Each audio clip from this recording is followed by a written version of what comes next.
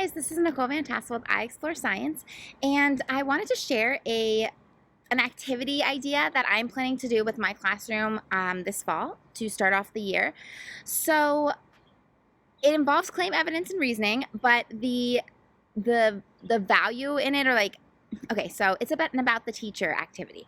Obviously, at the beginning of the year, one of the goals is to get to know your students and also help your students get to know you. I also think it's really important that we are giving our students tastes of what they're going to experience in our classroom moving forward. So I personally don't think you need to make your first couple of days like flashbang, wow, crazy experiments, because you're probably not going to do that every single day the rest of the year, right? Instead, we want to get our students used to the routines and the things they'll be doing in your classroom, your expectations, all of that. And obviously that relationship building is an important part of it.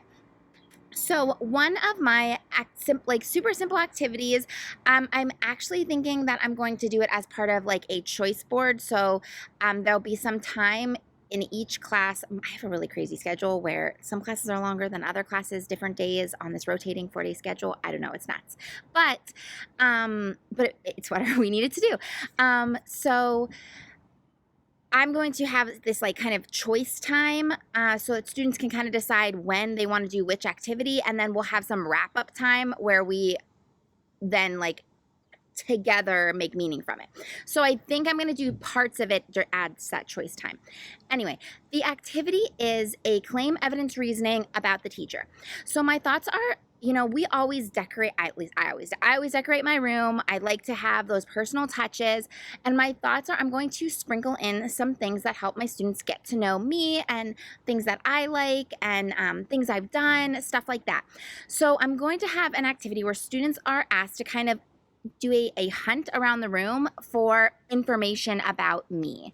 So maybe they find, the flag, the little banner thing that shows where I went to college. Maybe they find a souvenir that's on a shelf that I got from Colorado, and whatever. So they're going to go around the room and they're going to collect evidence to learn about me.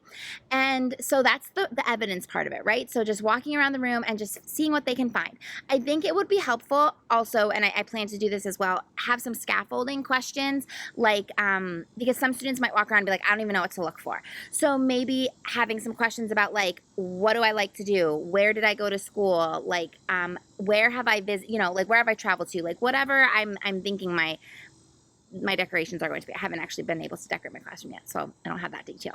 But those types of things, the information I know they can find if they go out there and find it. Okay, so having them find that evidence, and then I'm going to, as the second, so that's probably going to be the choice part because we don't need to do it together. They can kind of do it during this allotted time.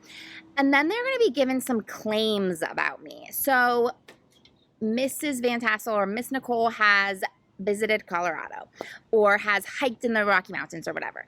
And then their job is to determine, is that claim true? Do I think that claim is true, or do I think it's correct or incorrect?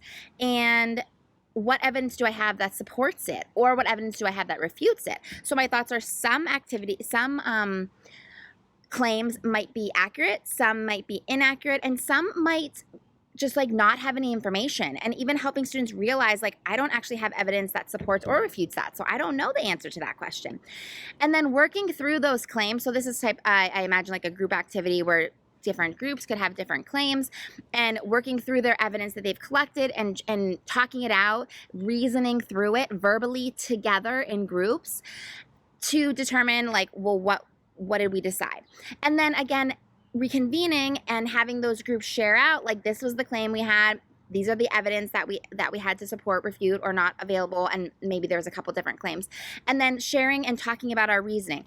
The thing with claim evidence reasoning, a lot of times we teach it as a writing strategy, and it is, but argumentation is actually it's dialogue, it's discussion. So the best arguments are developed not just in our own brains and not just in our own thinking. It's when we are talking with somebody else and we're challenged about those ideas, and we have new ideas, or we understand our own ideas better or more deeply, or we can express it more succinctly, and so on and so forth.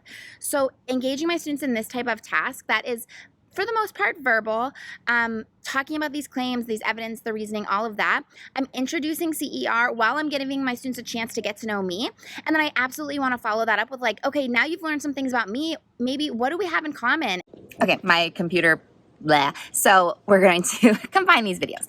So I'm going to follow that up with, now that you've learned some things about me, what do we have in common? Like, I want to get to know you. So yeah, what do we have in common? What are you interested in knowing more? What would you like to do that I don't know, like whatever, just looking for connections between what they've learned about me and their own lives and what they want to share about themselves. Like, even if they've never traveled to wherever, like, where have you traveled, or where do you like to travel, or where would you want to travel if they really haven't been anywhere, which is can be the case, obviously, for some of our students.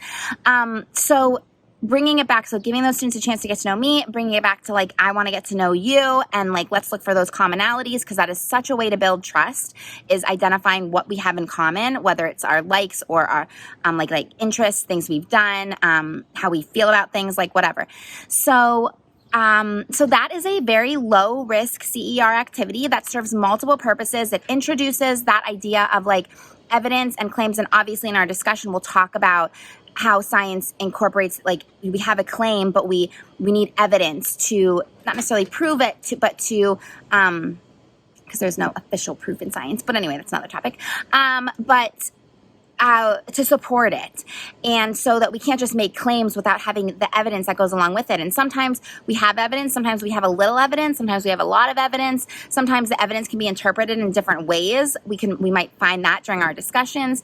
So we can really bring those discussions, those science skills types of thoughts and learnings and discussions into this activity, while also, again, focusing on that relationship building at the beginning of the year, before we do the activity, talking about our class norms and expectations. Like, there's so much that this activity can accomplish. I'm really excited to do it with my students this year, and I hope it maybe inspires you to do something similar. All right, I'll catch you later. Bye.